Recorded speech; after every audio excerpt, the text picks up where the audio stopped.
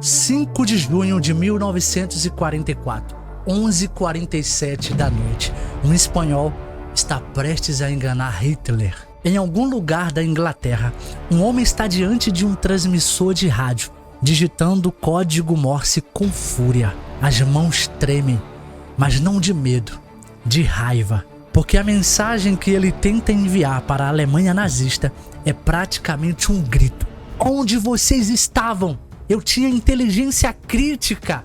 A invasão começou e vocês não estavam ouvindo. O nome desse homem era Juan Pujol Garcia. Para os nazistas, ele era Arabel, o espião mais valioso que a Alemanha tem na Grã-Bretanha. O que os alemães não sabem é que Juan trabalha para os britânicos. Cada mensagem que ele envia tem um único propósito: destruir a Alemanha por dentro. Na manhã seguinte, mais de 156 mil soldados aliados vão desembarcar nas praias da Normandia, na maior invasão anfíbia da história humana, o Dia D. E naquela noite, a missão de Juan era clara, mas quase impossível: convencer os generais de Hitler de que a Normandia é só uma distração, que a verdadeira invasão vai acontecer em outro lugar, num lugar que não existe. O rádio estala. Finalmente, os alemães respondem: estamos ouvindo. Juan respira fundo e começa a digitar a mentira mais importante da Segunda Guerra Mundial. Mas essa história não começou no dia D, começou muito antes. Para entender como um espanhol sem treinamento militar real, sem carreira de inteligência e sem formação especial, virou o agente duplo mais eficiente da guerra, a gente precisa voltar muitos anos, até a infância. 1919. Barcelona, Espanha. Juan Pujol Garcia cresce dentro de uma casa dividida por duas visões de mundo. O pai é dono de uma fábrica têxtil, liberal, secular. Acredita em progresso, razão e modernidade.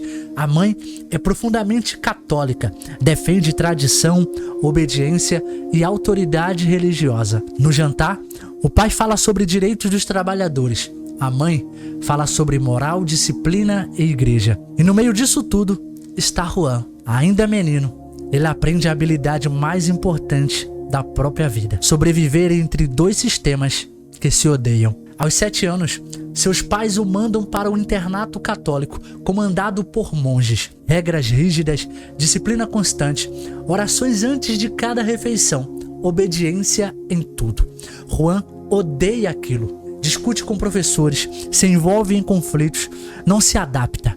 Até que um dia, depois de ser humilhado em sala de aula, ele simplesmente vai embora e não volta mais. Parecia que ele não se encaixava naquilo, e isso mudaria ele por dentro. Aos 13 anos, Juan já trabalhava em uma loja de ferragens, sem diploma, sem influência, sem futuro desenhado, mas com uma habilidade rara. Ele aprende idiomas com facilidade: catalão em casa, espanhol nas ruas, francês com clientes, depois inglês com livros. Só que o verdadeiro talento dele não está nas línguas, está nas pessoas. Juan sabe observar, sabe entender no que alguém acredita, sabe perceber o que a pessoa quer ouvir, e então se molda a tudo isso. Não é força, não é carisma vazio, é leitura humana. Em 1936, a Espanha entra em colapso. A guerra civil começa. Fascistas contra republicanos, irmão contra irmão, um país rasgado ao meio. Juan é convocado pelos republicanos e acaba sofrendo nas mãos deles. É preso por vir de uma família burguesa. Seu crime é ter um pai com propriedade. Depois, Juan também vai para o exército nacionalista de Franco e ali volta a sofrer. Agora, por suspeita de simpatias republicanas. Ou seja, de um lado ele é suspeito, do outro também. Os dois lados o pressionam. Os dois lados o tratam com violência. E quando a guerra civil termina, Juan tira uma conclusão brutal: a ideologia pode devorar qualquer homem. E talvez a única forma de sobreviver seja não se entregar totalmente a nenhuma delas. Ah, meus amigos, e foi aí que ele mudou por dentro. 1941, Lisboa, Portugal. Com a Segunda Guerra em andamento, Juan toma uma decisão improvável: Ele quer trabalhar para os britânicos. Entra na embaixada britânica e se oferece como espião. O funcionário pergunta se ele tem treinamento em inteligência. Não. Pergunta se ele tem experiência militar relevante. Também não. Pergunta se ele tem contato na Alemanha. Não tem. Então vem a pergunta final. O que exatamente você tem a oferecer? Juan pensa e responde: imaginação. E com essa resposta, os britânicos rejeitam, recusam a sua oferta. Mais de uma vez. Eles o rejeitam repetidamente. Acham que ele é maluco, ou pior, uma tentativa de infiltração alemã. Só que Juan não desiste. E é aí que ele faz uma jogada completamente fora da curva. Se os britânicos não querem, então ele vai até os alemães. Juan entra na embaixada alemã em Madrid. Se apresenta como um espião simpático ao eixo, anti-britânico, com supostos contatos comerciais na Inglaterra. Diz que pode viajar, observar, reunir informações e servir ao Reich. Os alemães se interessam, mas o tratam como um amador. Dão a ele um kit básico, tinta invisível, um código simples e instruções sobre comunicação secreta. Nada sofisticado, nada robusto, nada profissional, só uma ordem: mande relatórios. A maioria dos iniciantes cairia logo, mas Juan faz algo brilhante.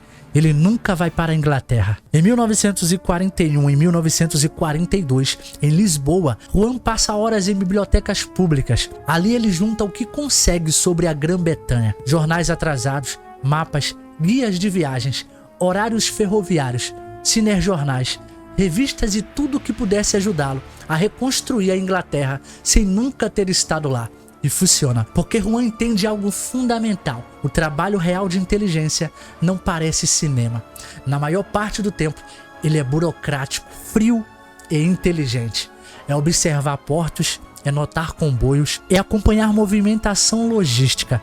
Então ele monta seus relatórios exatamente assim, sem exagero, sem heroísmo, sem drama artificial. Relatórios secos, tediosos, críveis. E o mais engraçado: os alemães compram essa ideia. Depois do primeiro relatório, Juan sobe de nível. Ele inventa um subagente, um marinheiro português, depois um empresário suíço, depois um estudante venezuelano, depois outros, cada um com nome, história, motivação e função. Um odeia comunistas, outro precisa de dinheiro, outro tem acesso a determinada região. Nenhum deles existe, mas Juan descreve como se todos fossem reais. Cria biografias, perfis psicológicos, movimentações plausíveis. Ele não está apenas mentindo, ele está construindo um mundo completo, uma rede de espionagem que só existe na cabeça dele e mais tarde no papel. Só que em determinado momento, um erro quase destrói tudo. Juan relata um comboio real, mas a informação chega tarde. Os alemães tentam interceptar, não encontram nada. O mar está vazio. Aquilo deveria desmascará-lo, mas acontece o oposto. Os alemães concluem que a inteligência era boa, apenas atrasada. E esse erro vira uma vantagem estratégica. Agora Juan tem uma explicação perfeita para o padrão que vai usar dali por diante. Informação verdadeira transmitida tarde demais para ser útil. E esse detalhe foi genial. Em 1942, os alemães interceptam uma das mensagens de Juan e alertam os britânicos. Há um espião alemão extremamente ativo na Inglaterra, de codinome Arabel. Mas quando os britânicos procuram por esse agente, não encontram ninguém, porque Arabel não está na Inglaterra. Até que alguém levanta uma hipótese improvável. E se esse for um espanhol que tentou trabalhar conosco? Os britânicos localizam Juan e dessa vez aceitam sua proposta. Em abril de 1942, Juan Garcia chega à Inglaterra e passa a trabalhar oficialmente no M15. Seu controlador é Thomas Harris, um homem sofisticado, inteligente, fluente em espanhol. E Harris percebe imediatamente o potencial daquilo. Juan não é apenas um agente duplo, ele é uma plataforma inteira de desinformação. Com apoio britânico, a operação cresce. Em 1944, a rede de Juan já tem 27 agentes fictícios, 27 pessoas que nunca nasceram. Cada uma tem nome, perfil, passado, acesso, motivação, rotina, despesas, conflitos pessoais. Um bebe demais, outro tem dívidas, outro precisa sustentar a família, outro morre em bombardeio. E Juan não apenas cita isso nos relatórios, ele escreve cartas emocionadas, pede reembolso, solicita verba extra, inventa doenças, funerais, viúvas e custos médicos. E os alemães pagam sem perceber que estão financiando uma estrutura de espionagem fantasma. E o mais impressionante é que os alemães bancavam uma ficção. Mas o golpe de mestre de Juan está em outro ponto. A maior parte do que ele envia é verdade. Movimentações reais, comboios reais, tropas reais, equipamentos reais. Só que sempre tarde demais. Se um comboio parte no dia 15, ele informa no dia 16. Se tropas se movem no dia 3, ele relata no dia 5. Tudo está correto, mas nada serve operacionalmente. Esse padrão cria confiança, muita confiança.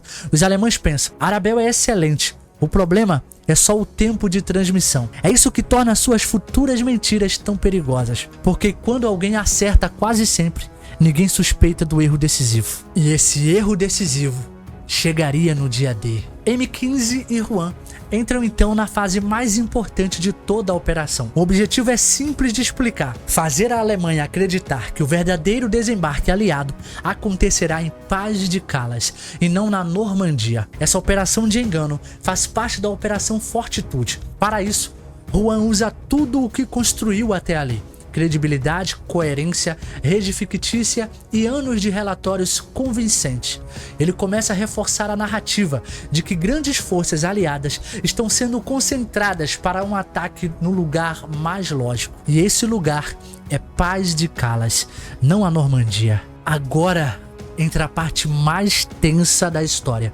Presta atenção. 5 de junho de 1944, 11h47 da noite. Em poucas horas, os aliados vão iniciar o maior desembarque anfíbio da história. Juan precisa enviar a mensagem final, aquela que vai convencer os alemães de que a Normandia é apenas uma distração. Mas acontece um problema quase absurdo. Ninguém responde do outro lado. O operador alemão encarregado de ouvir Arabel foi embora mais cedo. Juan continua tentando. Silêncio. E isso é gravíssimo, porque se a mensagem chega tarde demais, ela perde força. Se ela parece reação ao desembarque em vez de aviso prévio, o plano enfraquece. Então o dia D começa. Já é madrugada de 6 de junho de 1944. As tropas aliadas estão avançando. E finalmente os alemães entram no rádio. Juan responde com fúria, uma fúria calculada, perfeitamente plausível para um agente que acredita estar servindo fielmente ao Reich e foi ignorado na hora mais importante da guerra. O operador se desculpa e pede que ele transmita imediatamente. Então Juan envia a mensagem decisiva. A operação na Normandia seria uma distração. A força principal ainda estaria na Inglaterra. O verdadeiro golpe viria em Paz de Calais. Ele fala em dezenas de divisões, uma enorme massa de tropas, uma ameaça principal ainda por vir. Tudo falso, mas perfeitamente encaixado dentro de uma reputação construída ao longo de anos. Hitler acredita. A mensagem sobe pela cadeia de comando, chega ao alto comando alemão, chega a Hitler. E agora acontece uma das coisas mais inacreditáveis de toda a Segunda Guerra Mundial. Mesmo com comandantes no fronte relatando que a invasão está acontecendo na Normandia, Hitler decide acreditar que aquilo ainda pode ser apenas uma isca, que o verdadeiro ataque está por vir, que Paz de Calais continua sendo o alvo principal. E é nesse ponto que a guerra muda. As reservas alemãs mais importantes não se deslocam com a velocidade que poderiam. A 15ª Armada Alemã, uma das forças mais poderosas disponíveis na França, permanece aguardando um segundo desembarque. Um desembarque que nunca viria. Mesmo com o combate real acontecendo na Normandia, parte importante da estrutura alemã continua presa à logística da mentira construída por Juan. E isso dá aos aliados o bem mais precioso naquele momento: tempo. Tempo para consolidar posições, tempo para desembarcar mais homens, tempo para impedir uma reação alemã devastadora nas primeiras horas. Historiadores estimam que essa operação de engano ajudou a salvar aproximadamente 10.000 vidas aliadas no dia D. Em julho de 1944, Juan recebe uma honraria impressionante. A Alemanha nazista lhe concede a Cruz de Ferro de 2ª classe, uma condecoração relevante. A justificativa é clara: seu serviço foi valioso para a Alemanha. O mais irônico é que Hitler está, na prática, premiando o homem que ajudou a arruinar sua melhor chance de repelir o desembarque aliado. Juan não vai a Berlim receber nada, obviamente. A medalha chega por canais neutros e ele guarda como prova de um feito quase inacreditável. E a verdade é essa: Hitler premiou quem o enganou. Meses depois, do outro lado, o Reino Unido também o homenageia. Juan recebe a distinção do MBE, membro da Ordem do Império Britânico. A justificativa pública é discreta, não detalha a operação, não expõe o impacto real do que ele fez, mas o fato histórico permanece. Juan Pujol Garcia torna-se uma das raríssimas pessoas a receber condecorações relevantes dos dois lados de uma guerra. A Alemanha o premia por sua inteligência valiosa. A Grã-Bretanha o premia por sua desinformação valiosa. Mesmo homem, mesmo trabalho, dois lados, duas leituras opostas. Mas viver assim cobra um preço. Juan não mentia ocasionalmente, ele vivia dentro da mentira. Sua primeira esposa, Araceli González, o ajudou nos primeiros anos, quando ele ainda operava de forma improvisada. Ela participou do início, ajudou na logística, na cobertura, no funcionamento da operação. Depois da guerra, porém, o casamento se desfez. E isso não surpreende, porque conviver com um homem cuja vida inteira foi baseada em versões, encenações, em identidades cruzadas, não deve ser simples. Em 1949, Juan faz algo extremo, forja a sua própria morte. A notícia corre de que ele teria morrido de malária, mas era mentira. Na realidade, ele se muda para a Venezuela, assume outra identidade e desaparece da vida pública. Por décadas, o mundo acredita que Juan Pujol Garcia está morto. Enquanto isso, ele vive discretamente, administra uma livraria em Caracas. Vida comum, rotina comum, quase invisível. E poucos imaginam que aquele homem, aparentemente anônimo, ajudou a manipular uma das decisões militares mais importantes do século XX. Somente na década de 1980, a verdade reaparece com força. Historiadores rastreiam Juan e descobrem que ele está vivo. Ele concede entrevistas, conta sua versão, ajuda o mundo a entender o tamanho da operação que conduziu. Em 1988, Juan Pujol Garcia morre aos 76 anos na Venezuela, longe das praias onde sua mentira ajudou a salvar milhares de vidas. Ele não venceu com armas, ele venceu com a mente. Ele não liderou tropas em campo, não avançou com tanques, não desembarcou na Normandia, mas ajudou a mudar o curso da guerra, com paciência, com coerência, com leitura humana, com estratégia. E com uma verdade desconfortável que a vitória prova várias vezes. Às vezes, uma mentira bem construída pode ser mais poderosa do que um exército inteiro. Hitler não perdeu apenas para navios, aviões e soldados, também perdeu para uma ficção convincente.